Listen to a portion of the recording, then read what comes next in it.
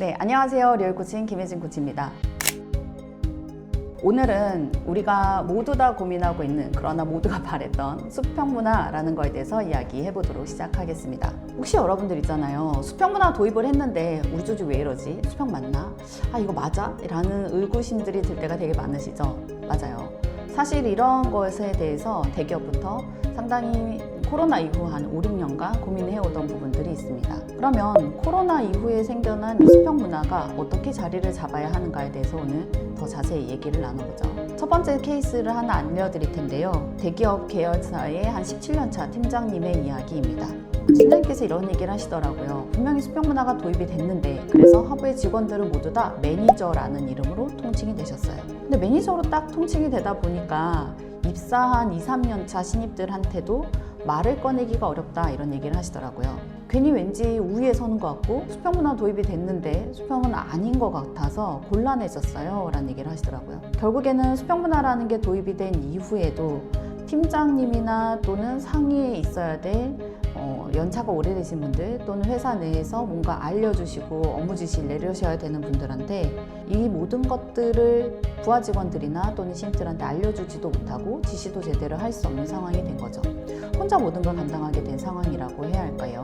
이런 상황들이 어떻게 펼쳐졌는지 이분들에게 코칭이 시작되었을 때 어떠한 변화들이 일어나는지 하나씩 살펴보도록 하겠습니다.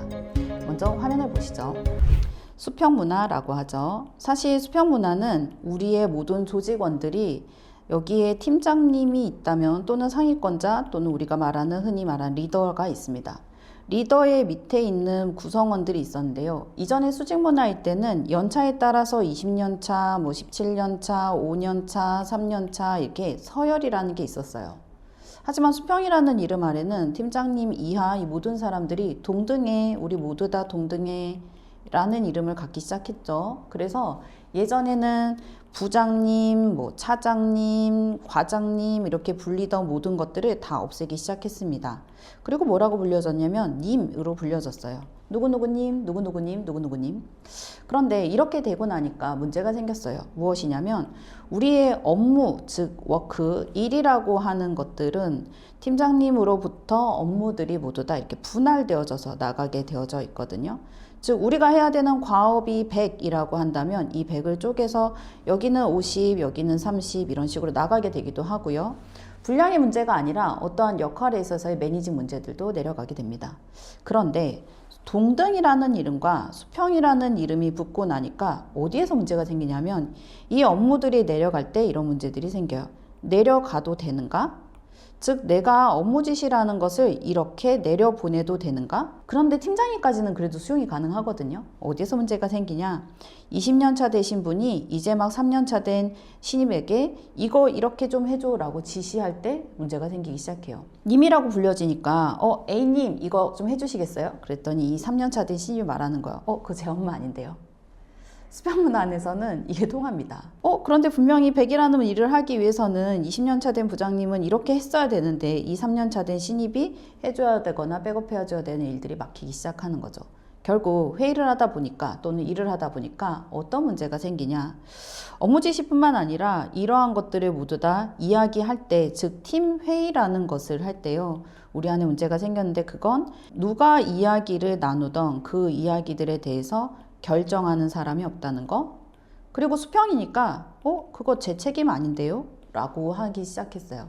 즉 결정과 책임의 문제가 생긴 거예요. 그러면 결국에는 이렇게 돼요. 솔직히 말해서 뭐냐면 그거 제 책임 아니잖아요. 그 제 결정 아니잖아요. 그래서 수평문화 안에서 발생하기 시작한 현상은요, 최종적으로 우리가 겪고 있는 실제적인 현상은 이런 거예요. 고립, 고립, 고립, 고립. 다시 얘기하면 평등하니까 그냥 서로 주지도 말고 받지도 말고 각자 자기 것만 하자. 고립이 된 거죠. 이걸 뭐라 그러냐면 침묵이라고 부릅니다. 수평을 도입했는데 침묵이 시작이 된 거예요. 이런 모든 일들이 발생한 것은 우리 안에 이 모든 것들이 편안하지 않아. 다시 이야기하면 마음이 안전하지 않아.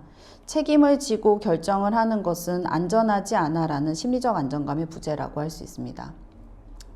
각자 자기 일만 하고 질문도 부담스럽고 맡기는 것도 부담스럽고 이거에서 오는 가장 큰 기제는 무엇이냐면요. 불안이에요. 불안해. 내가 맡기는 것도 저 사람한테 욕먹는 것도 불안해. 불안하니까 뭐 하냐면요. 불안을 막아야 돼요. 그걸 방어라고 부르죠. 우리 모두 다 방어의 벽을 치기 시작했고요. 오해받는 이 일을 안 시키지 뭐. 아유, 말을 하지 말자. 회피가 시작된 거예요. 그래서 이 팀장님과 함께 이 팀에 대해서 고민하면서 1회차 때는 처음 팀장님을 코칭했을 때는 우리가 이런 현상인 것 자체를 확인했어요. 고립되어져 있구나. 우리 모두 다 각자의 길을 가고 있구나. 철저히 고립과 방어의 길을 가고 있구나 생각을 하게 된 거예요. 두 번째 코칭 때 그래서 뭘 할까 고민을 했어요. 어디서부터 시작을 해야 되나. 결국 이 팀에서 시작된 것은 아주 작은 대화였습니다. 다시 얘기하면 이 불안과 방어로 인해서 생긴 이 엄청난 침묵의 벽들을 깰 만한 일들이 필요했던 거예요. 이걸 어떻게 깰까요? 얘를 어떻게 깰까? 이거는 아주 작은 대화의 시작, 즉 커다란 엄청난 게 아니라 아주 작은 대화. 그게 뭐였냐면요. 이 팀장님께서 각각의 개인들에게 묻기 시작했어요. 요즘 컨디션 어떠세요? 요즘 어떤 마음이세요? 요즘 어떤 일들 하고 있으세요? 다시 얘기하면 이전에 요즘 어떤 거 있나요? 제가 돌 건 없나요? 이런 걸 물으면서 감정을 체크인하기 시작하신 거고 회의를 시작할 때도 가볍게 기분을 이야기하면서 시작을 한 거죠. 결국 이게 주는 게 뭐냐면요. 이런 대화가 가능하다고? 이런 걸 얘기해도 된다고? 안정감이 생기기 시작했어요. 즉 불안하지 않아진 거예요. 방어가 필요 없어지기 시작했습니다. 세 번째 코칭이 됐을 때였어요. 3주 정도 지났을 때. 그때쯤 한 팀원이 회의를 시작하기 전에 여전히 팀장님이 또 물은 거예요. 요즘 기분 어떠세요? 컨디션 어떠세요? 이렇게 물어보니까 팀장님의 그 질문에 대해 쭈삣쭈삣 대답을 하지 않던 팀원 한 분이 얘기했습니다. 팀장님 요즘 계속 그렇게 질문해 주시니까 저한테 관심 있는 것 같아요. 뭔가 좀 관심이 갖기 시작한 것 같아요. 즉 팀원이 반응하기 시작했어요. 뭐 한 거냐면 자신의 방어막들을 제거하기 시작을 한 거죠. 이분이 방어막을 제거하니까 옆에 있던 신입 또 그럼 나는 요즘 기분이 이런데 이야기하고 그랬더니 과장 차장님이 그래 그럼 나는 이래 라는 얘기를 시작을 한 거예요. 결국에는 하나하나의 방어막들이 열리기 시작하니까 대화가 시작이 됐습니다. 즉 얼어붙어 있던 이런 침묵들이 사라지기 시작한 거예요. 이렇게 세 번째 코칭 때부터는 실제적인 변화들이 일어났는데요. 이러한 코칭이 쭉 이어졌을 때 3개월이 지났습니다. 3개월이 지나고 나서의 변화들은 뭐였냐면요. 첫 번째, 팀 내의 심리적 안정감, 즉 서로 연결되어진 느낌들이 강해졌고요. 두 번째는 사실 이 연결을 통해서 느낄 수 있는 것은 내가 존중받는구나, 난 여기서 사람이구나 라는 느낌일 거예요. 그게 의견을 존중받는다는 거죠.